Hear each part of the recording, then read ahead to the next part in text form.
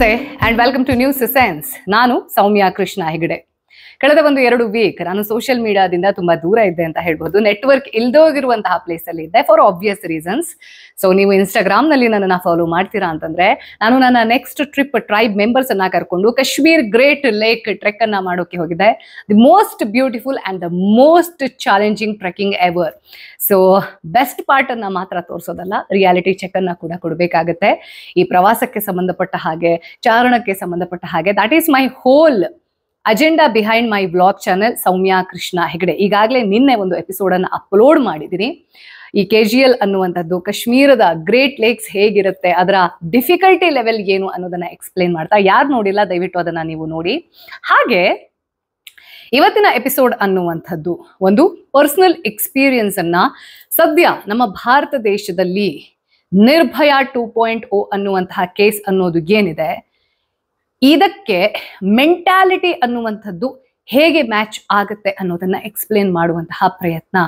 ಯಾಕೆ ಅಂತಂದ್ರೆ ಈ 8 ದಿನಗಳ ಕಾಲ ನಾನು ಯಾವಾಗ ನೆಟ್ವರ್ಕ್ ಇಲ್ಲದೆ ಇರುವಂತಹ ಪ್ಲೇಸಲ್ಲಿ ಇದ್ದೆ, ವಾಪಸ್ ಬಂದಾಗ ಫಸ್ಟ್ ಗೊತ್ತಾಗಿದ್ದೆ ಇಂಥದ್ದೊಂದು ಹೀನಸ್ ಕ್ರೈಮ್ ಅನ್ನೋದು, ಅಮಾನವೀಯ ಘಟನೆ ಅನ್ನೋದು RG ಕರ್ ಮೆಡಿಕಲ್ ಕಾಲೇಜ್ನಲ್ಲಿ ನಡೆದಿದೆ ಅನ್ನೋದು, which is very unfortunate.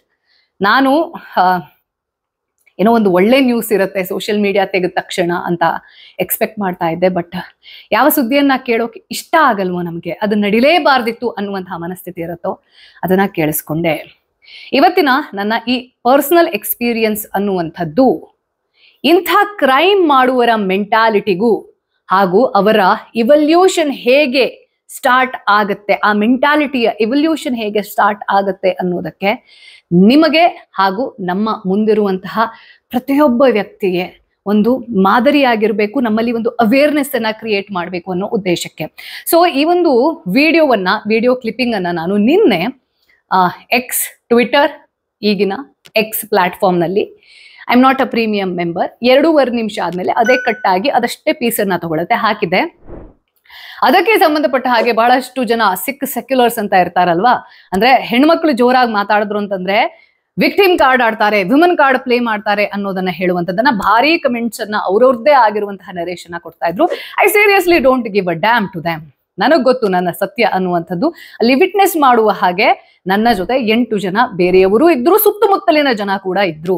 So ಈ ಒಂದು ವಿಡಿಯೋ, ಯಾವ ವಿಡಿಯೋ, ಕಾಶ್ಮೀರದ ಶ್ರೀನಗರದ ಡಲ್ ಲೇಕ್ನ ಘಾಟ್ ನಂಬರ್ 9 ನಲ್ಲಿ ನಡೆದಿರುವಂತಹ ನನ್ನ ಸ್ವಂತ ಅನುಭವಕ್ಕೆ ಸಂಬಂಧಪಟ್ಟಿರುವಂತಹ ಈ ಒಂದು ವಿಡಿಯೋವನ್ನ ಪೂರ್ತಿಯಾಗಿ ನೋಡಿ, ಅದನ್ನ ಮಾಡಿದ್ದು ಯಾಕೆ, ಹಾಗೆ ಅದರ ಈ ವಸ್ತುಸ್ಥಿತಿ ಅನ್ನುವಂಥದ್ದು ಏನಿದೆ, ನಾನು ಮಾತನಾಡಿರುವಂತಹ ಟೋನ್ ಅನ್ನುವಂಥದ್ದು ಏನಿದೆ, ಇದು ಎಲ್ಲದಕ್ಕೂ ನಾನು ನಿಮಗೆ ಒಂದು ಬ್ಯಾಕ್ ಸ್ಟೋರಿಯನ್ನ ಹೇಳಬೇಕು. ಜೊತೆಗೆ ಇಂಥ ವ್ಯಕ್ತಿತ್ವ ಅನ್ನುವಂಥದ್ದು ಹೇಗೆ ಈ ಮೇಲ್ ಡಾಮಿನೇಟೆಡ್ ಸೊಸೈಟಿಯ ಜೊತೆಗೆ ಕಾಶ್ಮೀರದಂತಹ ಒಂದು ಪ್ಲೇಸ್ ನಲ್ಲಿ ಸಪರೇಟಿಸ್ಟ್ ಮೆಂಟಾಲಿಟಿ ಹೇಗೆ ವರ್ಕ್ ಆಗುತ್ತೆ ಅನ್ನೋದನ್ನ ನಮ್ಮ ಮುಂದೆ ತೆರೆದಿಡತ್ತೆ.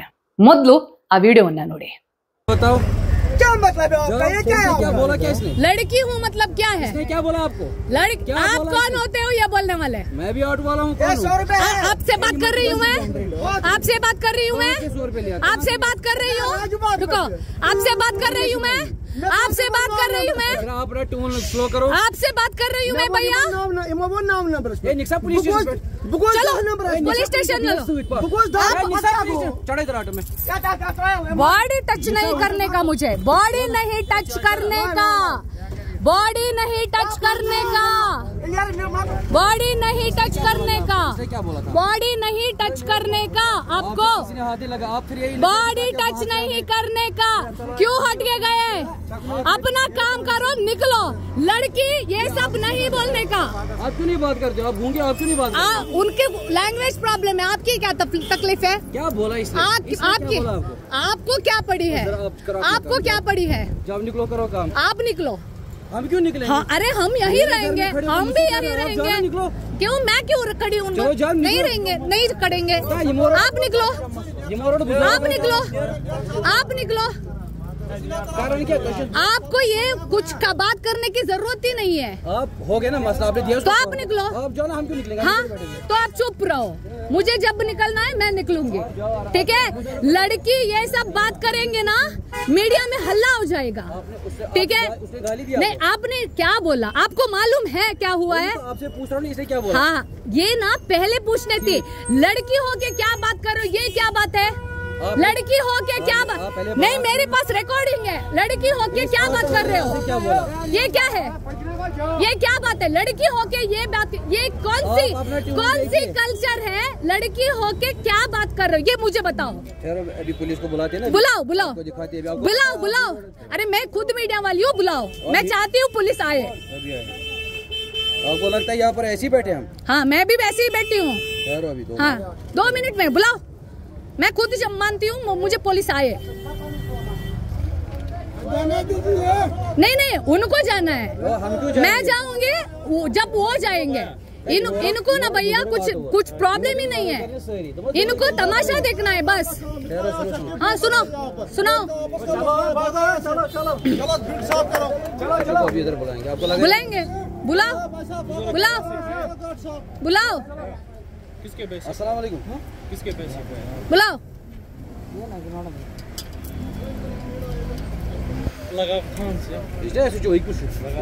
बुलाओ बुलाओ बुलाओ। ये क्या लिखो पढ़ी मीडिया? बुलाओ ना, क्या नाम लिखा है? बुलाओ ना, 2 मिनट में बुलाएंगे, बोला है अपने। हाँ हाँ हाँ बुलाओ, मैं ठहरी हूँ यहाँ। ಕನ್ನಡದಲ್ಲಿ ಮಾತಾಡಕ್ ಶುರು ಮಾಡಿದೆ ಅಂತಂದ್ರೆ ತಲೆ ಹಾಳಾಗೋಗ್ಬಿಡುತ್ತೆ. ಅರ್ಥ ಆಗ್ತವ್ರ ಭಾಷೆಯಲ್ಲಿ ನಾನ್ ಮಾತಾಡೋದಂತ ಹತ್ಕೊಂಡು ಸಾತ್ಕೊಂಡು ಓಡೋಗ್ಬಿಡ್ಬೇಕು, ಹಂಗಿದ್ ಮಾತಾಡ್ತೀನಿ ನಾನು. ಹುಡುಗಿರ್ ಹೆಂಗಿದ್ ಮಾತಾಡೋದು ನನಗೆ ಹೇಳ್ಕೊಡೋದ್ ಬೇಕಾಗಿಲ್ಲ ನೀನು. ಹುಡುಗಿರ್ ಬಗ್ಗೆ ಮಾತಾಡಕ್ಕೆ ನೀನು ನಿಂದು ನೋಡ್ಕೋಬೇಕು ಸಂಸ್ಕೃತಿ ಏನಿದೆ ಅಂತ. ಹುಡುಗಿರ್ ಬಗ್ಗೆ ಮಾತಾಡುವಾಗ ನಾನ್ ಏನ್ ಮಾತಾಡ್ತಿದ್ದೀನಿ ನಿನ್ಗೇನೋ ಗೊತ್ತು, ನಾನ್ ಮಾತಾಡ್ತಿದ್ದೀನಿ ಅಂತ ನಿನ್ಗೇನ್ ಗೊತ್ತು? हेलो आप जाओ घूमने, कहाँ जाना है आपको? नहीं सुनो दिक्कत कोई बात नहीं है भैया, इनको ना पढ़ना ही नहीं चाहिए। जो इनकी काम है सिर्फ वही करना है, सिर्फ वही करना है। नहीं करेंगे तो मैं सिखाऊंगी। बुजुर्ग का टोन क्या था पता है आपको? हाँ तो आप चुप रहो आप नहीं। वो गया, उनका काम देख के वो चले गए, वो स्मार्ट है। आप अभी तक खड़े हो और मैं खड़ी रहूंगी। मैं खड़ी रहूंगी यहाँ। मैं क्यों निकलूंगा यहाँ? नहीं रुको, आप रुको आप रुको, बैठोगे नहीं, मैं खड़ी हूँ। आपकी जैसे बोलोगे ನನಗೆ ಏನ್ ಮಾಡ್ಬೇಕು ನಾನು ಮಾಡೇ ಮಾಡ್ತೀನಿ ನಾನು। मुझे क्या पता आप क्या बोल रहे हैं? ಅಷ್ಟೇ, ಮಾತಾಡ್ಕೊಳ್ಳಿ बस एमसी करा अच्छी नहीं सारी टूरिस्ट हम ಮಾತಾಡ್ಕೊಳ್ಳಿ। ಪೊಲೀಸ್ ಸ್ಟೇಷನ್ ಅಲ್ಲ, ಆರ್ಮಿನೇ ಕರೀರಿ। आर्मी नहीं चल। हाँ आर्मिನೇ ಕರೀರಿ, ನಂಗೆ ಬೇಕು। I want them.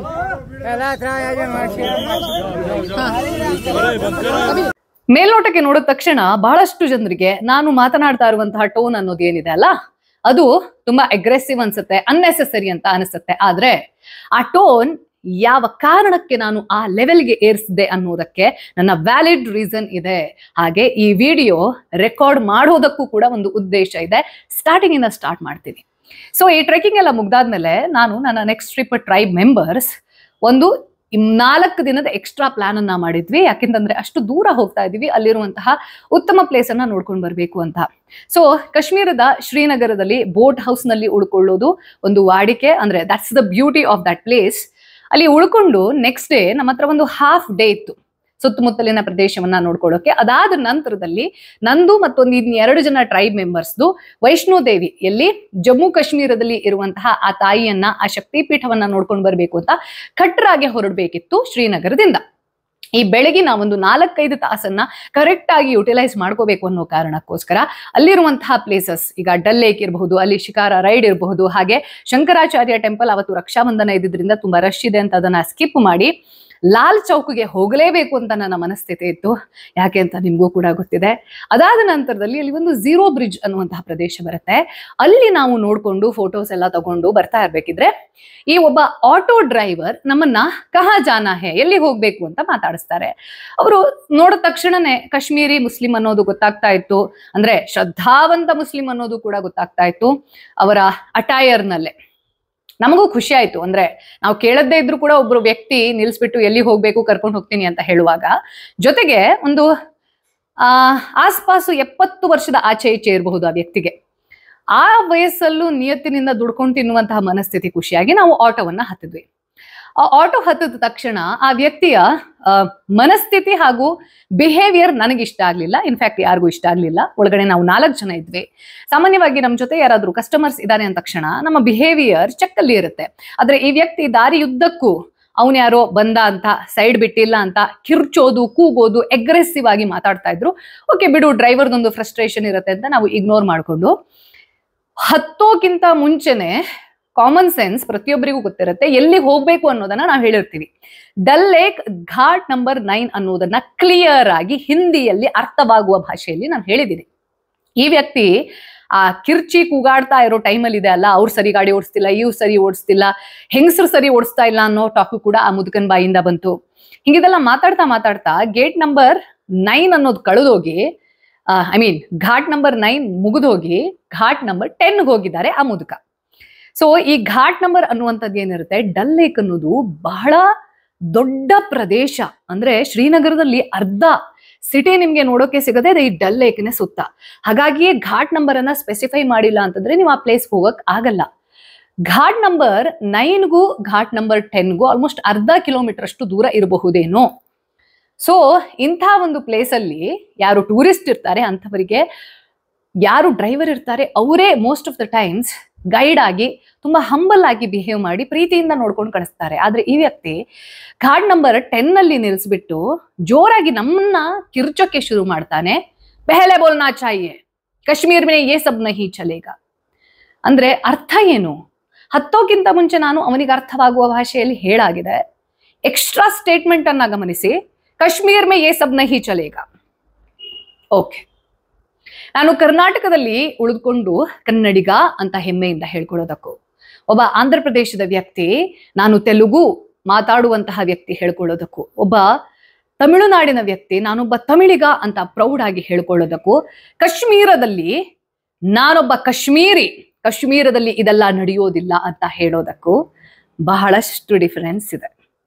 ಆ ಡಿಫರೆನ್ಸ್ನ ಅರ್ಥ ನನಗೆ ಗೊತ್ತಿದ್ರಿಂದ ಆ ವ್ಯಕ್ತಿಯ ಬಿಹೇವಿಯರ್ ಏನಿತ್ತು, ಟೋನ್ ಏನಿತ್ತು, ಅದಕ್ಕೆ ಮ್ಯಾಚ್ ಆಗುವ ರೀತಿಯಲ್ಲಿ ನಾನು ಜೋರಾಗಿ ಮಾತಾಡೋಕ್ಕೆ ಶುರು ಮಾಡಿದೆ. ಏನ್ ಹಂಗಂದ್ರೆ ಉಸ್ಕಾ ಮತ್ಲಬ್ ಕ್ಯಾ ಹೈ ಬತಾओ ಮುಜೆ, ಇದನ್ನ ಹೇಳಿದೆ. ಆಗ ಆ ವ್ಯಕ್ತಿಗೆ ಒಂದ್ಸತಿ step back. He did not expect ಒಬ್ಬ ಹುಡುಗಿ ಇಷ್ಟು ಜೋರಾಗಿ, ಇಷ್ಟು ಕಾನ್ಫಿಡೆಂಟ್ ಆಗಿ ಇದರ ಅರ್ಥ ಏನು ಅಂತ ಹೇಳ್ತಾರೆ ಅಂತ ಆ ವ್ಯಕ್ತಿ ಎಕ್ಸ್ಪೆಕ್ಟ್ ಮಾಡಿರ್ಲಿಲ್ಲ. ಆದ್ರೆ ಆ ಈಗೋ ಹರ್ಟ್ ಆಗೋದಿರತ್ತಲ್ವಾ, ಆ ಹರ್ಟ್ ಆಗಿದ್ರಿಂದ ನಮ್ಮನ್ನ ಬಾಯಿ ಬಂದಂಗೆ ಬೈಕೊಂಡು ಆತ ಗಾಡಿಯನ್ನ ತಿರುಗಿಸೋಕೆ ಟ್ರೈ ಮಾಡ್ದ. ಅಂದ್ರೆ ಅಲ್ಲಿನ ನಮ್ಮನ್ನ ಬಿಟ್ಟು ಬಿಸಾಕಿ ಹೋಗ್ಬಿಡ್ಬೇಕು ಅನ್ನೋದು ಅವನ ಆಲೋಚನೆ. ಅವ್ನು ಹೇಳಿದ ತಕ್ಷಣ ಹೆದರ್ಸಿದ ತಕ್ಷಣ ನಾವು ಕೆಳಗಿಳಿದ್ಬಿಟ್ಟು ಭಯ್ಯ ಗಲ್ತಿ ಹೋಗೈ ಮಾಫ್ ಕರ್ದು ಅಂತ ಹೇಳ್ಬಿಟ್ಟು ಹೋಗ್ತೀವಿ ಅಂತ ಅನ್ಕೊಂಡಿದ್ದ ಆ ವ್ಯಕ್ತಿ. ಬಟ್ ಆ ಘಾಟ್ ನಂಬರ್ 10ರಿಂದ ವಾಪಸ್ ಘಾಟ್ ನಂಬರ್ 9 ಬರುವವರೆಗೂ ನಾನು ಅವನು ಯಾವ ಟೋನಲ್ಲಿ ಮಾತಾಡ್ತಾ ಇದ್ದೆ ಅದರ ಅಪ್ಪನಂತಹ ಟೋನಲ್ಲಿ ಜೋರಾಗಿ ಮಾತಾಡೋಕೆ ಶುರು ಮಾಡಿದೆ, ಎಲ್ಲಿವರೆಗೂ ಆಟೋವನ್ನ ಇಳಿಯೋವರೆಗೂ. ಆ ವ್ಯಕ್ತಿಗೆ ಆಗ ಒಂದ್ ರೀತಿಯಲ್ಲಿ ಭಯದ ಜೊತೆ ಆ ಈಗೋ ಹರ್ಟ್ ಆಗಿ ಅವನು ಏನ್ ಮಾಡ್ಬೇಕು ಅನ್ನೋ ಕನ್ಫ್ಯೂಷನ್ ಅಲ್ಲಿ ಇರುವಾಗ ಅಲ್ಲಿ ಈಗ ಮಾತಾಡ್ತಾ ಇದ್ದಲ್ಲ ಈ ವಿಡಿಯೋ ಪೂರ್ತಿ, ಆ ವ್ಯಕ್ತಿಯ ಎಂಟ್ರಿ ಆಯ್ತು. ಯಾರನ್ನು ಕರೆದಿಲ್ಲ, ಸಂಬಂಧ ಇಲ್ಲದೆ ನಂದೆಲ್ಲಿಡ್ಲಿ ಅಂತ ಒಬ್ರು ಬರ್ತಾರಲ್ಲ ಅಂಥ ವ್ಯಕ್ತಿ ಈ ಗಡ್ಡ ಬಿಟ್ಕೊಂಡಿರೋ ವ್ಯಕ್ತಿ ಫಸ್ಟ್ ಮಾತಾಡಿದ್ದು. ಅಲ್ಲಿವರೆಗೂ ನಾನು ಏನನ್ನೂ ರೆಕಾರ್ಡ್ ಮಾಡ್ತಾ ಇರ್ಲಿಲ್ಲ, ಎಲ್ಲವನ್ನ ನಾನು ನನ್ನ ಬಾಯಲ್ಲೇ ಮಾತಾಡ್ತಾ ಇದ್ದೆ, ಅಲ್ಲೇ ಹ್ಯಾಂಡಲ್ ಮಾಡ್ತಾ ಇದ್ದೆ. ಬಟ್ ಈ ವ್ಯಕ್ತಿ ಒಂದು ಸ್ಟೇಟ್ಮೆಂಟ್ ಅನ್ನ, ಫಸ್ಟ್ ಸ್ಟೇಟ್ಮೆಂಟ್ ಬಾಯಲ್ಲಿ, ಲಡ್ಕಿ ಹೋಕೆ ಐಸೆ ಕ್ಯಾಸೆ ಬಾತ್ ಕರ್ ರಹಿ ಹೋ, ಯೇ ಕ್ಯಾ ಟೋನ್ ಹೈ. ನಾನು ತುಂಬಾ ಸಾಫ್ಟ್ ಆಗಿ ಹೇಳ್ತಾ ಇದ್ದೀನಿ ಇದನ್ನ. ಆ ವ್ಯಕ್ತಿ ನನ್ನ ಮುಖದ ಹತ್ರ ಬಂದು ಹುಡುಗಿಯಾಗಿ ಈ ಟೋನಲ್ಲಿ ಮಾತಾಡಕ್ ನಿಂಗೆ ಎಷ್ಟು ಧೈರ್ಯ ಅನ್ನುವ ಮಾತನ್ನ ಕೇಳ್ದ. ಆಮೇಲೆ ನನ್ನ ಟೋನ್ ಏನಾಯ್ತು ಅನ್ನೋದಕ್ಕೆ you have my answer and I am very proud. ಆ ಟೋನಲ್ಲಿ ಬೇಕು ಅಂತಾನೆ ಮಾತಾಡಿದ್ದು ನಾನು, ಕ್ಯಾರಿಡ್ ಅವೇ ಆಗಿ ಅಥವಾ ಏನಾಗ್ತಾ ಇದೆ ಅಂತ ಗೊತ್ತಾಗದೆ ಮಾತಾಡಿದ್ದಲ್ಲ. That was a very conscious decision to answer in that bloody aggressive tone. He deserves this. So ಹುಡುಗಿಯಾಗಿ ಇಂಥ ಟೋನಲ್ಲಿ ಮಾತಾಡೋಕೆ ಎಷ್ಟು ಧೈರ್ಯ ಅನ್ನುವಂತಹ ಮೆಂಟಾಲಿಟಿಯ ಜೊತೆಗೆ ಆ ವ್ಯಕ್ತಿಗೆ ಸಂಬಂಧ ಇಲ್ಲದೆ ಇರುವಂತಹ ಒಂದು ವಿಷಯದಲ್ಲಿ ಮೂಗ್ ತೋರಿಸಿ ಆ ಆಟೋ ಡ್ರೈವರ್ ಪೊಲೀಸ್ ಸ್ಟೇಷನ್ ವಿಷಯ ಬಂದಿದ್ದೆ ದುಡ್ಡು ತಗೊಂಡು ಪರಾರಿ ಅಲ್ಲಿಂದ. Is very smart. ಮುದುಕ ಆದ್ರೂ ಕೂಡ ವರ್ಕ್ ಆಗತ್ತೆ ತಲೆ. ಆದ್ರೆ ಈ ವ್ಯಕ್ತಿ ಇಡೀ ಕಾಶ್ಮೀರನೇ ನಂದು ಅನ್ನೋವಷ್ಟರ ಮತ್ತಿಗೆ ಬಂದಿರುವಂತಹ ಟೂರಿಸ್ಟ್ಗಳನ್ನ ಇಂಟಿಮಿಡೇಟ್ ಮಾಡೋಕೆ ಟ್ರೈ ಮಾಡ್ದ. ಬಟ್ ನಾನು ಅದಕ್ಕೆ ಅವಕಾಶ ಕೊಡ್ಲಿಲ್ಲ. ನನ್ನ ಟೋನ್ ಅಗ್ರೆಸಿವ್ ಆಗೇ ಇತ್ತು, ಬೇಕು ಅಂತಾನೆ ಇತ್ತು. ಹಾಗೆ ಏನು ಪೊಲೀಸರನ್ನ ಕರೀತಿ ಅಂತ ಹೇಳ್ದೆ ಅಲ್ಲ, ಪೊಲೀಸರನ್ನ ಕರೆದೂ ಇಲ್ಲ ಅವನು. ಬಟ್ ಅಲ್ಲಿ ಯಾವಾಗ ಜನ ಗ್ಯಾದರ್ ಆಗಕ್ಕೆ ಶುರುವಾದ್ರು, ನಾನು ಕೂಡ ಜೋರಾಗಿ ಮಾತಾಡ್ತಾ ಇದ್ದೆ, ನನ್ನ ಜೊತೆನೂ ಜನ ಇದ್ರು. ಸೊ ಅಲ್ಲಿ 2 CRPF ಯೋಧರು ಬರ್ತಾರೆ. ಇದನ್ನ ನೀವು ರೆಕಾರ್ಡಿಂಗ್ ಅಲ್ಲಿ ನೋಡೋದಿಲ್ಲ. ಅವರು ಬಂದ್ ಆದ್ಮೇಲಿನ ಕಾನ್ವರ್ಸೇಷನ್ ಅನ್ನ ನಾನು ಹೇಳ್ತೀನಿ. And I have eye witness for this. ಸುಮ್ನೆ ನಾನು ಮನ್ಸಿಗೆ ಬಂದಿದ್ದನ್ನ ಹೇಳೋದಿಲ್ಲ. ಇದು ಕೇಸ್ ಆದ್ರೂ ಕೂಡ ನನ್ನ ಹತ್ರ ವಿಟ್ನೆಸ್ ಇರೋದಕ್ಕೆ ನಾನು ಇದೆಲ್ಲವನ್ನ ಸೋಷಿಯಲ್ ಮೀಡಿಯಾದಲ್ಲಿ ಕರೆಕ್ಟ್ ಆಗಿ ಡಾಕ್ಯುಮೆಂಟ್ ಮಾಡ್ತಾ ಇರೋದು. 2 CRPF ಯೋಧರು ಬಂದ ತಕ್ಷಣ ನಾನು ನನ್ನ ಐಡೆಂಟಿಟಿಯನ್ನ ತೋರಿಸ್ಬಿಟ್ಟು ಏನಾಯ್ತು ಅನ್ನೋದನ್ನ ಎಕ್ಸ್ಪ್ಲೇನ್ ಮಾಡಿ, ಹೀಗಾಯ್ತು ಅಂತ ಹೇಳಾದ ತಕ್ಷಣ ರೆಕಾರ್ಡಿಂಗ್ ನಾನು ಯಾವತ್ತೂ ಕೂಡ ಸೋಲ್ಜರ್ಸ್ ಅನ್ನ ಯೂಶುವಲಿ ಮಾಡೋದಿಲ್ಲ ಫಾರ್ ಆಬ್ವಿಯಸ್ ರೀಸನ್ಸ್. ಅವರಿಬ್ಬರನ್ನ ರೆಕಾರ್ಡ್ ಮಾಡಿಲ್ಲ ನಾನು. ಆದ್ರೆ ಅವರಿಬ್ಬರು ಯಾರು CRPF ಯೋಧರಿದ್ರು ಅವರಿಬ್ಬರನ್ನ ಇವತ್ತಿಗೂ ಕೂಡ ನಾನು ನನ್ನ ಎದುರಿಗೆ ಬಂದ್ರೆ ಗುರುತಿಸ್ತೀನಿ. ಅವ್ರು ಸಮಾಧಾನದಿಂದ ಕೇಳಿಸ್ಕೊಂಡ್ರು. ಕೇಳಿಸ್ಕೊಂಡಾದ್ಮೇಲೆ ಕಂಪ್ಲೇಂಟ್ ಕೊಡಿ ಪೊಲೀಸ್ ಸ್ಟೇಷನ್ ಅಲ್ಲಿ ಅಂತ ಹೇಳಿದ್ರು. ಇದು ನಡೀತಾ ಇರ್ಬೇಕಿದ್ರೆ ಈ ವ್ಯಕ್ತಿ ಒಂದು ಸ್ಟೇಟ್ಮೆಂಟ್ ಅನ್ನ ಕೊಡ್ತಾನೆ. ನಾನು ಒಂದು ಮಾತನ್ನ ಹೇಳ್ತೀನಿ CRPF ಯೋಧರ ಹತ್ರ, ಕಾಶ್ಮೀರದಂತಹ ಪ್ಲೇಸ್ ಅಲ್ಲಿ ಒಂದು ಟೂರಿಸ್ಟ್ ಬರ್ತಾರೆ, ಅವ್ರನ್ನ ಚೆನ್ನಾಗಿ ವಾಪಸ್ ಕಳಿಸ್ಕೊಡೋ ಬದಲು ಇಂಥ ಮಾತಾಡ್ತಾರೆ, ಕಾಶ್ಮೀರಿ ಅಂತ ಹೇಳ್ತಾರೆ, ವಿ ಆಲ್ ಆರ್ ಇಂಡಿಯನ್ಸ್ ಅನ್ನೋ ಸ್ಟೇಟ್ಮೆಂಟ್ ನನ್ನ ಬಾಯಿಂದ ಬರುತ್ತೆ. ಆಗ ಈ ವ್ಯಕ್ತಿ ಹೇಳ್ತಾನೆ, ಮೇ ಪ್ರೌಡ್ ಪಾಕಿಸ್ತಾನಿ ಹೂ. ಇದು ನಾನು ರೆಕಾರ್ಡಿಂಗ್ ಆಫ್ ಆಗಿರೋ ಕನ್ಫರ್ಮೇಶನ್ ನಲ್ಲಿ ಆ ವ್ಯಕ್ತಿಯ ಒಡಾಸಿಟಿ ಏನಿರುತ್ತೆ ಅಂತಂದ್ರೆ, ಕಾಶ್ಮೀರದ ನೆಲದಲ್ಲಿ, ಯಾವ ಕಾಶ್ಮೀರ, ಭಾರತದ ಕಾಶ್ಮೀರದ ನೆಲದಲ್ಲಿ ನಿಂತ್ಕೊಂಡು ಒಬ್ಬ ದುರಹಂಕಾರಿ ಹೆಣ್ಣು ಮಕ್ಕಳನ್ನ ಈ ರೀತಿ ಇರಬೇಕು ಆ ರೀತಿ ಇರಬಾರ್ದು ಅಂತ ಡಿಸೈಡ್ ಮಾಡೋದಲ್ದೆ, ಒಬ್ಬ ಟೂರಿಸ್ಟ್ ಅನ್ನೋದನ್ನ ನೋಡದೆ ಅವ್ರಿಗೆ ಧಮಕಿ ಹಾಕೋ ಪ್ರಯತ್ನ ಮಾಡ್ತಾನೆ. ಕಾಶ್ಮೀರ್ ಮೇ ಯೇ ಸಬ್ ನಹಿ ಚಲೇಗಾ ಅನ್ನುವಂತಹ ಸ್ಟೇಟ್ಮೆಂಟ್ ಕೊಡ್ತಾನೆ. ಹಮ್ ಎಸೈ ಬೇಟೆ ಹೈ ಕ್ಯಾ ಕಾಶ್ಮೀರ್ ಮೇ ಅನ್ನುವಂತಹ ಮಾತನ್ನ ಆಡ್ತಾನೆ. ಜೊತೆಗೆ ಮೇ ಪ್ರೌಡ್ ಪಾಕಿಸ್ತಾನಿ ಹೂ ಅನ್ನುವಂತಹ ಸ್ಟೇಟ್ಮೆಂಟ್ ಅನ್ನ CRPF ಯೋಧರ ಎದುರುಗಡೆ ಹೇಳ್ತಾನೆ. ನಾನು ಆವಾಗ ಎಲ್ರಿಗೂ ಕೇಳೋ ರೀತಿಯಲ್ಲಿ, ಅವ್ರ ಮೇ ಪ್ರೌಡ್ ಇಂಡಿಯನ್ ಹೂ, ಅವ್ರ ಮೇ ದಿಖಾऊंगी आपको क्या कर सकती हूँ. ನಾನು ಒಬ್ಬ ಹೆಮ್ಮೆಯ ಭಾರತೀಯ ನಾರಿ, ನಾನು ಏನು ಮಾಡಬಲ್ಲೆ ಅದನ್ನ ತೋರಿಸ್ತೀನಿ ನಿಮ್ಗೆ ಅಂತ ವಾಪಸ್ ಸವಾಲನ್ನ ಎಸೆದು ಬರ್ತೀನಿ. ನನಗೆ ಇಲ್ಲಿ ತುಂಬಾ ಡಿಸಪಾಯಿಂಟ್ ಆಗಿದ್ದಂತಂದ್ರೆ, ಆ ಗಡ್ಡ ಬಿಟ್ಕೊಂಡಿರೋ ವ್ಯಕ್ತಿ ನಾನು ಪಾಕಿಸ್ತಾನಿ ಅಂತ ನನ್ನ ದೇಶದ ನೆಲದಲ್ಲಿ ನಿಂತು ಹೇಳಿದ್ದಕ್ಕಿಂತ ಎದುರುಗಡೆ ಇದ್ರಲ್ಲ CRPF ಯೋಧರು, ಅವ್ರು ಒಳಗಡೆ ಇರೋ ಯೋಧ ಯಾಕೆ ಮಲಗಿದ್ದ ಅಂತಾನೆ ಗೊತ್ತಾಗ್ತಾ ಇಲ್ಲ. ಯೋಧ ಮಲಗಿರೋದ್ ಪಕ್ಕಕ್ಕಿಡಿ, ಒಬ್ಬ ಭಾರತೀಯ ನಾಗರಿಕನಾಗಿ ಯಾವನೋ ಒಬ್ಬ ನನ್ನ ದೇಶದ ನೆಲದಲ್ಲಿ ನಿಂತ್ಕೊಂಡ್ಬಿಟ್ಟು ನಾನು ಪಾಕಿಸ್ತಾನಿ ಅಂತ ಹೇಳಿ ಪ್ರೌಡ್ ಅಂತ ಹೇಳ್ತಾನೆ ಅಂತಂದ್ರೆ ಯಾರ ರಕ್ತ ಕುದಿಯೋದಿಲ್ಲ. ಒಂದನ್ನ ಅರ್ಥ ಮಾಡ್ಕೊಳ್ಬೇಕು, ಇವಾಗ ಯಾರೆಲ್ಲ 6 ಸೆಕ್ಯುಲರ್ ಇದ್ದೀರಾ, ಭಾರತದ ಡಿವಿಷನ್ ಆಗಿದೆ ಅಲ್ಲ 1947 ಅಲ್ಲಿ on the basis of religion. ಯಾರು ಪಾಕಿಸ್ತಾನಕ್ಕೆ ಹೋಗ್ತಿರೋ ಅವರೆಲ್ಲರೂ ಕೂಡ ಈ ಇನ್ಸ್ಟ್ರೂಮೆಂಟ್ ಆಫ್ ಆಕ್ಸೆಷನ್ ಅಲ್ಲಿ ಕೊಟ್ಟಿರುವಂತದ್ದೇ, ಒಂದು ಪಾಕಿಸ್ತಾನಕ್ಕೆ ಹೋಗಿ ನಿಮ್ಮ ರಿಲಿಜನ್ನೇ ಇಂಪಾರ್ಟೆಂಟ್ ಅಂತಂದ್ರೆ, ಇಲ್ಲ ನೀವು ಇಲ್ಲಿರ್ತೀರಾ ಅಂತಂದ್ರೆ ನಮ್ಮ ಜೊತೆ ಪ್ರೀತಿಯಿಂದ ಇರಿ. ಇದು ಇನ್ಸ್ಟ್ರೂಮೆಂಟ್ ಆಫ್ ಆಕ್ಸೆಷನ್ ಅಲ್ಲಿ ಇರುವಂತದ್ದು. ಇಲ್ಲಿದ್ದುಕೊಂಡು ಇಲ್ಲಿನ ಮಣ್ಣು, ಇಲ್ಲಿನ ಅನ್ನ, ಇಲ್ಲಿನ ನೀರನ್ನ ಬಳಸ್ಕೊಂಡು ಪಾಕಿಸ್ತಾನಕ್ಕೆ ಜೈ ಅನ್ನಿ ಅಂತ ಇನ್ಸ್ಟ್ರೂಮೆಂಟ್ ಆಫ್ ಆಕ್ಸೆಷನ್ ಅಲ್ಲಿ ಹೇಳಿಲ್ಲ. ಪಾಕಿಸ್ತಾನದ ನೆಲದಲ್ಲಿ ನಿಂತು ಅವನು ಮೇ ಪ್ರೌಡ್ ಪಾಕಿಸ್ತಾನಿ ಹೂ ಅನ್ನುವಂತಹ ಮಾತನ್ನ ಹೇಳಿದ್ರೆ ಅವನೊಬ್ಬ ದೇಶಭಕ್ತನಾಗ್ತಿದ್ದ. ಆದ್ರೆ ನನ್ನ ದೇಶದ ನೆಲದಲ್ಲಿ ನಿಂತು, ನನ್ನ ದೇಶದ ಕಿರೀಟದಲ್ಲಿ ನಿಂತು ನಾನೊಬ್ಬ ಪಾಕಿಸ್ತಾನಿ ಅಂತ ಹೇಳ್ತಾನೆ, ಹೆಣ್ಣು ಮಕ್ಕಳು ಹೇಗ್ ಮಾತಾಡ್ಬೇಕು ಹೇಗ್ ಮಾತಾಡಬಾರ್ದು ಅಂತ ಹೇಳ್ತಾನೆ ಅಂತಂದ್ರೆ ಅವನನ್ನ ಏನ್ ಮಾಡ್ಬೇಕು? ಆ ಟೋನಲ್ಲಿ ನಾನು ಮಾತಾಡಿರೋದಿದೆ ಅಲ್ಲ, that is the minimum thing what a patriot can do. ನಾನೇನೋ ಏನು ದೊಡ್ಡ ಸಾಧನೆ ಮಾಡಿದ್ದೀನಿ ಅನ್ನೋದನ್ನ ಹೇಳ್ತಾ ಇಲ್ಲ. ಕಾಶ್ಮೀರದಲ್ಲಿ ಕಾಶ್ಮೀರಿ ಪಂಡಿತ್ಗಳನ್ನ ಯಾಕೆ ಓಡಿಸಿರಬಹುದು? ನನ್ನ ಇಮ್ಯಾಜಿನೇಷನ್. 1-2 ಸತಿ ಅಲ್ಲ ಅವ್ರನ್ನ ಓಡಿಸಿರ್ದು. ಬಹುಶಃ ಕಾಶ್ಮೀರಿ ಪಂಡಿತರ ಧ್ವನಿ ಕೂಡ ನನ್ನ ಟೋನ್ ಹೆಂಗಿತ್ತಲ್ವಾ ಹಂಗೆ ಬಿಗಿನಿಂಗ್ ಇಂದ ಇತ್ತು. ಅಥವಾ ಫಸ್ಟ್ ಎಕ್ಸೋಡಸ್ ಆ ತಕ್ಷಣ ಅಲರ್ಟ್ ಆಗಿ ಶಾಸ್ತ್ರದ ಜೊತೆ ಶಸ್ತ್ರ, ರಾಕ್ಷಸನ ಮುಂದೆ ಏನು ಮಾತಾಡ್ಬೇಕು ಅವನಿಗೆ ಅರ್ಥ ಆಗೋ ಲ್ಯಾಂಗ್ವೇಜ್ ಅಲ್ಲೇ ಮಾತಾಡ್ಬೇಕು. ನನ್ನ ಎದುರುಗಡೆ ಇರುವಂತಹ ವ್ಯಕ್ತಿ ಮನುಷ್ಯ ಆಗಿದ್ರೆ ಅವನಿಗೆ ಪ್ರೀತಿಯಿಂದ ಮಮಕಾರದಿಂದ ಬುದ್ಧಿ ಹೇಳಬಹುದು. ಎದುರುಗಡೆ ರಾಕ್ಷಸ ನಿಂತಿದ್ದಾನೆ ಅಂತಂದ್ರೆ ಅದರಲ್ಲಿ ಅರ್ಥ ಇಲ್ಲ. ನಾನು ಪ್ರೀತಿ ಮಾತಾಡೋದ್ರಲ್ಲಿ ಅವನಿಗೆ ಅರ್ಥವಾಗುವ ಭಾಷೆಯಲ್ಲೇ ಉತ್ತರ ಕೊಡ್ಬೇಕು. And I did that. ಇಂಥ ವ್ಯಕ್ತಿತ್ವಗಳನ್ನ ನಾವು ಗುರುತಿಸಬೇಕು, ಎಕ್ಸ್ಪೋಸ್ ಮಾಡಬೇಕು. ಯಾವ ಕಾರಣಕ್ಕೆ ಅಂತಂದ್ರೆ ಏನೋ ನನ್ನ ಅಜೆಂಡಾ ಪೂರ್ವಾಗತ್ತೆ ಅಥವಾ ನನಗೆ ಸೋಷಿಯಲ್ ಮೀಡಿಯಾದಲ್ಲಿ ಒಂದು ಹೈಪ್ ಸಿಗತ್ತೆ. ನೋ, ಇಂಥ ವ್ಯಕ್ತಿತ್ವಗಳೇ ಮುಂದೆ ಮೇಲ್ ಡಾಮಿನೇಟೆಡ್ ಸೊಸೈಟಿ, ಎಲ್ಲಿ ಈ ಆರ್ಜಿಕರ್ ಮೆಡಿಕಲ್ ಕಾಲೇಜ್ನಲ್ಲಿ ಏನ್ ನಡೀತು, ನಿರ್ಭಯ ಕೇಸ್ ಏನ್ ನಡೀತು, ಪ್ರತಿ 1 ವರ್ಷಕ್ಕೆ ನಾವು ಒಂದು ಭೀಕರ ಅತ್ಯಾಚಾರದ ವಿಚಾರವನ್ನ ಕೇಳ್ತೀವಿ ನಮ್ಮ ಕರ್ನಾಟಕದಲ್ಲೇ. ಸೌಜನ್ಯ ಕೇಸ್, ಇಂಥದ್ದಕ್ಕೆಲ್ಲ ಕಾರಣ ಏನು ಗೊತ್ತಾ? ಸೆಕ್ಷುವಲ್ ಪ್ಲೆಜರ್ಗಲ್ಲ. ರೇಪ್ ನಡೆಯೋದು ಸೆಕ್ಷುವಲ್ ಪ್ಲೆಜರ್ಗೆ ಅಲ್ಲ. ಮೋಸ್ಟ್ ಆಫ್ ದ ಟೈಮ್ಸ್ ಆ ಮೇಲ್ ಡಾಮಿನೇಷನ್ ಅನ್ನ ಪ್ರೂವ್ ಮಾಡೋಕೆ ಇವಳಿಗೆ ನಾನು ಬುದ್ಧಿ ಕಲಿಸ್ತೀನಿ, ಇವಳು ಎಷ್ಟು ಮಾತಾಡ್ಬೇಕು, ಯಾವ ಟೋನಲ್ಲಿ ಮಾತಾಡ್ಬೇಕು, ಹೆಂಗ್ ಮಾತಾಡ್ಬೇಕು ಅನ್ನೋದನ್ನ ನಾನು ನಿರ್ಧಾರ ಮಾಡ್ತೀನಿ ಅಂತ ಹೇಳುವಂತಹ ಗಂಡಸಲ್ಲದ ಗಂಡಸರಿಂದ.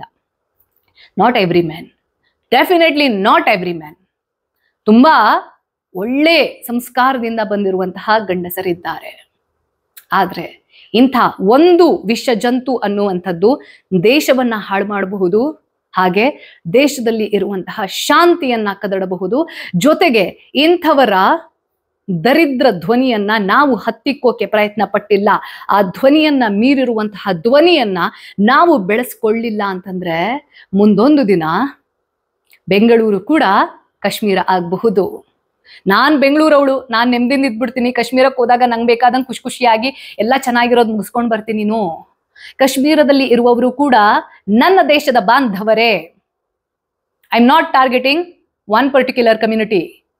ಮುಸಲ್ಮಾನರಲ್ಲೂ ತೀರಾ ಶ್ರದ್ಧಾವಂತರಿದ್ದಾರೆ, ದೇಶವನ್ನ ಪ್ರೀತಿಸುವಂತವರಿದ್ದಾರೆ, ದೇಶಕ್ಕೆ ಪ್ರಾಣ ಕೊಟ್ಟವರಿದ್ದಾರೆ, ಆರ್ಮಿಯಲ್ಲಿದ್ದಾರೆ. ಎಲ್ಲ ಸೆಕ್ಷನ್ನಲ್ಲೂ ಎಲ್ಲ ಕಮ್ಯುನಿಟಿಯಲ್ಲೂ ಒಳ್ಳೆದು ಕೆಟ್ಟದ್ದು ಅನ್ನುವಂಥದ್ದು ಇದ್ದೇ ಇರುತ್ತೆ. ಆದ್ರೆ what is the percentage, what is the intention, what is the agenda? ಸಂಬಂಧ ಇಲ್ದೋಗಿರುವಂತಹ ಒಂದು ಜಗಳದಲ್ಲಿ ಇನ್ವಾಲ್ವ್ ಆಗಿ ಹೆಣ್ಣು ಮಕ್ಕಳು ಹೇಗೆ ಮಾತಾಡ್ಬೇಕು ಅನ್ನುವಂತಹ ಕಮೆಂಟ್ ಅನ್ನ ಮಾತಾಡ್ತಾನೆ. ಇನ್ಫ್ಯಾಕ್ಟ್ ಅವನು ಆ ಆಟೋವನ್ನ ಹಿಂಗ್ ಬಾಗಿಲು ತೆಗಿತಾ ಇರ್ಬೇಕಿದ್ರೆ ನನ್ ಕೈ ಟಚ್ ಆಗಿದೆ, ನಾನು ಅಲ್ಲಿ ನಿಂತ್ಕೊಂಡಿದ್ದೀನಿ, ನಾನು 1 ಇಂಚ್ ಆ ಕಡೆ ಈ ಕಡೆ ಹೋಗಿಲ್ಲ. ಆ ವ್ಯಕ್ತಿ ಟಚ್ ಮಾಡಕ್ ಬಂದಾಗ ನಾನು 4-5 ಸತಿ ಕೇಳ್ದೆ, ಅಲ್ಲ ಬಾಡಿ ಟಚ್ ನೈ ಕರ್ನೇಕ. ಬಹಳಷ್ಟು ಜನರಿಗೆ ಅದು ವಿಮೆನ್ ಕಾರ್ಡ್ ಅಂತ ಅನಿಸ್ತು. ನಿಮಗನಿಸಿದ್ರೆ ಅದು ನಿಮ್ಮ ಯೋಗ್ಯತೆಯನ್ನ ತೋರಿಸುತ್ತೆ. ಆದ್ರೆ ಎಷ್ಟು ಮಾತಾಡ್ಬೇಕು, ಎಷ್ಟು ಡಿಸ್ಟೆನ್ಸ್ ನಲ್ಲಿ ಮಾತಾಡ್ಬೇಕು, ಇದು ಪ್ರತಿಯೊಬ್ಬರಿಗೂ ಇರಬೇಕು, ಗೊತ್ತಿರಬೇಕು. ಹೊಡೆಯೋದು ಬಡಿಯೋದು ಪ್ರತಿಯೊಬ್ಬರಿಗೂ ಬರುತ್ತೆ, ಅವಾಚ್ಯ ಶಬ್ದದಲ್ಲಿ ಮಾತಾಡೋದು ನನಗೂ ಬರುತ್ತೆ. ಆದ್ರೆ ಆಸ್ ಐ ಆಲ್ವೇಸ್ ಸೇ, ನೀವ್ ಹೆಂಗೋ ನಾವು ಹಂಗೆ, but we are not the same. ಕೆಲವೊಂದು ಸಂದರ್ಭದಲ್ಲಿ ಆ ವ್ಯಕ್ತಿಗಳಿಗೆ ಅವರವರ ಮೆಡಿಸಿನ್ನ ಟೇಸ್ಟ್ ಅನ್ನ ಕೊಟ್ಟಿದ್ರೆ ಮಾತ್ರ ಅದು ನೆನಪಿರುತ್ತೆ. ನೆಕ್ಸ್ಟ್ ಟೈಮ್ ಯಾರಾದ್ರೂ ಬಂದಾಗ, ಸಂಬಂಧ ಇಲ್ಲದಿರೋ ಜಗಳದಲ್ಲಿ ಇನ್ವಾಲ್ವ್ ಆಗುವಾಗ, ಹಾಗೆ ಇವನು ಈಗ ಎಕ್ಸ್ ಪ್ಲಾಟ್ಫಾರ್ಮ್ ನಲ್ಲಿ ನಾನು ಈ ವಿಡಿಯೋ ಹಾಕಿದ್ದೀನಲ್ಲ, it's reaching almost more than 100K. ಅವನಿಗೂ ಕೂಡ ರೀಚ್ ಆಗಿರುತ್ತದು. ನಾನು ಹೇಳಿ ಬಂದಿದ್ದೀನಿ, ಮತ್ತೆ ಸೋಷಿಯಲ್ ಮೀಡಿಯಾದಲ್ಲಿ ನಿನ್ನ ಮಾನ ಮರ್ಯಾದೆಯನ್ನ ಹಾಗೂ ನಿನ್ನ ನಿಯತ್ತನ್ನ ಹರಾಜ್ ಹಾಕ್ತೀನಿ. ಯಾಕೆ? ನಂಗೇನೋ ಪರ್ಸನಲ್ ಪ್ಲೇಜರ್ ಇಲ್ಲ ಸಿಗಕ್ಕೆ. ಇನ್ಫ್ಯಾಕ್ಟ್ ಅದ್ರಲ್ಲಿ ತಲೆಕೆಟ್ಟವ್ರು ಏನೇನು ಕಮೆಂಟ್ ಮಾಡ್ತಾರೆ, ಇದು ಮಾಡ್ತಾರಲ್ವಾ, ಬಾಕಿಯವರಿಗೆ ಅದು ಬೇಜಾರಾಗಬಹುದು, ಬಟ್ ನನಗೆ ಲಿಟ್ರಲಿ ಏನೂ ಆಗೋದಿಲ್ಲ. ಯಾಕೆಂತಂದ್ರೆ ನನಗೆ ಆ ಘಟನೆ ಅನ್ನುವಂಥದ್ದು ಏನಿದೆ ಅದರಲ್ಲಿ ಏನ್ ಸರಿ ಅಂತ ಅನಿಸ್ತು, what is right as a girl, what is right as a patriot, as a nationalist, ನಾನು ಅದನ್ನು ಮಾಡಿದ್ದೀನಿ. I am very proud of my act. ಪ್ರತಿಯೊಂದು ಸ್ಟೇಟ್ಮೆಂಟ್ ಅನ್ನ ಏನ್ ಹೇಳಿದ್ದೀನಿ, ಯಾವ ಟೋನಲ್ಲಿ ಮಾತಾಡಿದ್ದೀನಿ, he deserves and it's intentional. ಆ ರೀತಿಯಲ್ಲಿ ಹೇಳಿರ್ಲಿಲ್ಲ ಅಂತಂದ್ರೆ ಆ ಭಯ ಇರೋದಿಲ್ಲ. ನಾನು ಯಾರಿಗೂ ಹಾರ್ಮ್ ಮಾಡೋದಿಲ್ಲ, ನನಗೆ ಹಾರ್ಮ್ ಮಾಡಕ್ ಬಂದ್ರೆ ಬಿಡಲ್ಲ ಅನ್ನುವಂಥದ್ದು ಕೆಲವೊಂದಷ್ಟು ಕ್ಷುದ್ರ ಜೀವಿಗಳಿಗೆ. ಎಂಥದ್ದ ಪ್ರದೇಶದಲ್ಲಿ ಇರುವಂತಹ ಕ್ಷುದ್ರ ಜೀವಿಗಳು ಅಂತಂದ್ರೆ, ಕಾಶ್ಮೀರವನ್ನ ಭಾರತದಿಂದ ಸಪರೇಟ್ ಮಾಡುವಂತಹ ಮೆಂಟ್ಯಾಲಿಟಿಯಲ್ಲಿ ಇರ್ತಾರಲ್ವಾ, ದೇ ಆರ್ ಸಪರೇಟಿಸ್ಟ್ಸ್. ಪಾಕಿಸ್ತಾನಕ್ಕೆ ಜೈಕಾರವನ್ನ ಹಾಕ್ತಾನೆ ಅಂತಂದ್ರೆ ಅವನು, ಅಂಥವರ ವ್ಯಕ್ತಿತ್ವ ನಮಗೆ ಗೊತ್ತಾಗಬೇಕು. ಹಾಗೆ ಅದು ಗೊತ್ತಾದ್ರೆ ಏನಾಗತ್ತೆ ರೆಪಕಷನ್ ಅನ್ನುವಂತಹ ಭಯ ಅಂಥವರಲ್ಲಿ ಇರಬೇಕು. ಹೆಣ್ಣು ಮಕ್ಕಳು ಹೇಗ್ ಮಾತಾಡ್ಬೇಕು, ಯಾವ ಟೋನಲ್ಲಿ ಇರಬೇಕು, ಯಾವ ಬಟ್ಟೆ ಹಾಕ್ಬೇಕು, ಯಾವ್ದು ಹಾಕ್ಬಾರ್ದು, ಹೆಂಗ್ ನಡಿಬೇಕು, ಹೆಂಗ್ ನಡಿಬಾರ್ದು, ಇದೆಲ್ಲವನ್ನ ಡಿಸೈಡ್ ಮಾಡುವಂಥವ್ರು ಇರ್ತಾರಲ್ವಾ, ಅಂಥವರಿಗೆ ಅವರ ವ್ಯಕ್ತಿತ್ವವನ್ನ ಡಿಸೈಡ್ ಮಾಡುವಂತಹದ್ದು ನಮ್ಮ ಕೈಯಲ್ಲೂ ಇದೆ ಅನ್ನುವಂತಹ ಸತ್ಯ ಗೊತ್ತಾಗಬೇಕು. ಜೊತೆಗೆ ಇಂತಹ ಮೆಂಟಾಲಿಟಿ ಇರುತ್ತಲ್ವಾ, ಈ ಮೆಂಟಾಲಿಟಿಗೆ ಮುಂದೆ ನಾವು ಇದನ್ನ ಹಂಗೆ ನೆಗ್ಲೆಕ್ಟ್ ಮಾಡ್ಕೊಂಡು ಬಿಟ್ವಿ ಅಂತಂದ್ರೆ ಎಂಥ ಹೀನಸ್ ಕ್ರೈಮ್ ಮಾಡೋಕ್ಕೂ ಕೂಡ ಇವರು ಹಿಂಜರಿಯೋದಿಲ್ಲ. ಒಂದು ಘಟನೆ ನಡೆಯೋಕ್ಕಿಂತ ಮುಂಚೆನೆ ಅದರ ಕೆಲವೊಂದಷ್ಟು ಹಿಂಟ್ಸ್ ಅನ್ನೋದು, ಪ್ಯಾಟರ್ನ್ ಅನ್ನೋದು ನಮಗೆ ಗೊತ್ತಾಗಿರುತ್ತೆ. ಅದನ್ನ ಅಲ್ಲೇ ತುಂಡರಿಸಿದ್ರೆ ಅಪಘಾತ ನಡೆಯೋದಿಲ್ಲ, ಇಂಥ ಹೀನಸ್ ಕ್ರೈಮ್ ನಡೆಯೋದಿಲ್ಲ. ಆ ಒಂದು ಉದ್ದೇಶದಿಂದ ದಯವಿಟ್ಟು ಈ ವಿಡಿಯೋವನ್ನ ನಿಮ್ಮ ಸಂಬಂಧಿಕರ ಜೊತೆ, ನಿಮ್ಮ ವಾಟ್ಸ್ಆ್ಯಪ್ ಗ್ರೂಪ್ನಲ್ಲಿ ಎಷ್ಟು ಮ್ಯಾಕ್ಸಿಮಮ್ ಸಾಧ್ಯ ಇದೆಯೋ ಅದನ್ನ ಪಸರಿಸುವಂತಹ ಪ್ರಯತ್ನವನ್ನ ಮಾಡಿ. ಇದು ಕೇವಲ ನನ್ನ ಒಂದು ಪರ್ಸನಲ್ ಎಕ್ಸ್ಪೀರಿಯನ್ಸ್ ಅನ್ನುವ ಕಾರಣಕ್ಕೋಸ್ಕರ ಹೇಳ್ತಾ ಇರೋದಿಲ್ಲ. ನೀವು ನೆಕ್ಸ್ಟ್ ಇನ್ನೊಂದಿನ ಶ್ರೀನಗರಕ್ಕೆ ಹೋಗಬಹುದು, ನಿಮ್ಮ ಮನೆಯ ಹೆಣ್ಮಕ್ಳು ಕೂಡ ಅಲ್ಲಿಗೆ ಹೋಗಬಹುದು. ಇಂಥ ವ್ಯಕ್ತಿಗಳು ಇಂಟಿಮಿಡೇಟ್ ಮಾಡೋಕೆ ಟ್ರೈ ಮಾಡಬಹುದು. ಹಾಗೆ ಕಾಶ್ಮೀರ ಇವಾಗೇನು ಆರ್ಟಿಕಲ್ 370 ಅದನ್ನ ತೆಗೆದು ಹಾಕಿದ್ರಲ್ಲ, ಆ ನಂತರದಲ್ಲಿ ಮತ್ತೆ ಕಾಶ್ಮೀರಿ ಪಂಡಿತರು ಅವರ ಮನೆಯಲ್ಲಿ ಸೇಫ್ ಆಗಿ ಫೀಲ್ ಆಗೋವರೆಗೂ ಕೂಡ ನಮ್ಮೆಲ್ಲರ ಜವಾಬ್ದಾರಿ, ಕೇವಲ ಗೌರ್ಮೆಂಟ್ ಜವಾಬ್ದಾರಿ ಅಲ್ಲ. ಪ್ರತಿಯೊಂದು ಪ್ರದೇಶದಲ್ಲಿ ಅಲ್ಲಿರುವಂತಹ ನಾಗರಿಕರು ಸೇಫ್ ಆಗಿ ಇರುವಂತೆ ನೋಡಿಕೊಳ್ಳೋದು ಗೌರ್ಮೆಂಟ್ ಕರ್ತವ್ಯ ಎಷ್ಟು ಇದೆಯೋ ಹಾಗೆ ಅದನ್ನ ನಾವು ಮೆಂಟಲಿ ಇಮೋಷನಲಿ ಸಪೋರ್ಟ್ ಮಾಡೋದು ಪ್ರತಿಯೊಬ್ಬ ನಾಗರಿಕನ ಕರ್ತವ್ಯ. ಕಾಶ್ಮೀರ ನೆಕ್ಸ್ಟ್ ಬೆಂಗಳೂರು ತರ ಆಗ್ಬೇಕು, ಬೆಂಗಳೂರು ಕಾಶ್ಮೀರ ತರ ಆಗ್ಬಾರ್ದು. ರೈಟ್? Take care.